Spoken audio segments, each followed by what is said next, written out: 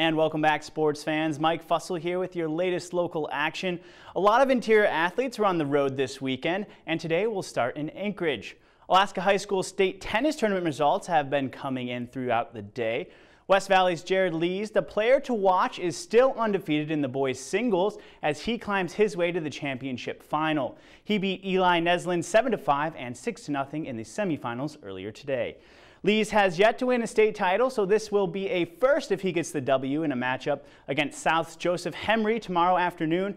Several losses sent all interior girls single competitors to the consolation bracket, though. In doubles, Brandon Van Landingham and Brian Ely moved forward after a round one win, but lost in the semifinals. The Wolfpack duo were defeated by Max Haynes and Daniel Ogden from Chugiak in 2 sets. They can still grab the third place spot, though. But check back tomorrow for results at 6. And the Alaska Nanoks volleyball team went down to Central Washington University in an effort to tame the Wildcats. Going into the game, the Nanoks had tallied back-to-back wins, and Sam Hartoon was crowned with a GNAC honors. Alaska took a 5-1 lead early in set 1. The Nanoks would hold that position until Central Washington closed in for the upper hand at 18-17. The Nooks would take the lead again, but the Wildcats scored 6 of the last 8 points and took set 1 25-22. UAF would have a tough time rebounding from the loss in the second set of the night. Central Washington did not play around and took it 25-9. And the Wildcats surfed that wave of momentum through the final set with a 25-14 score. The Nanoks get swept and lose 3-0. Their record now stands at 2-12 overall. Alaska will try to get things back in order against Northwest Nazarene this Saturday in Idaho. And as we reported earlier in the week, former Nanook Colton Parayko was set to step out onto the NHL ice for the first time on Thursday. He did just that, donning the number 55 for the St. Louis Blues last night.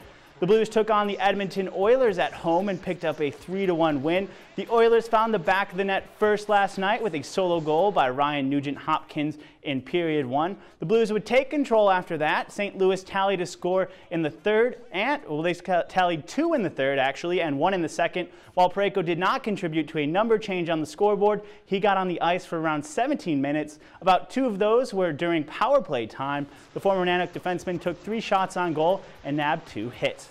Parayko will have another chance to get on the ice for the Blues on Saturday. St. Louis will travel to meet up with the Wild in Minnesota.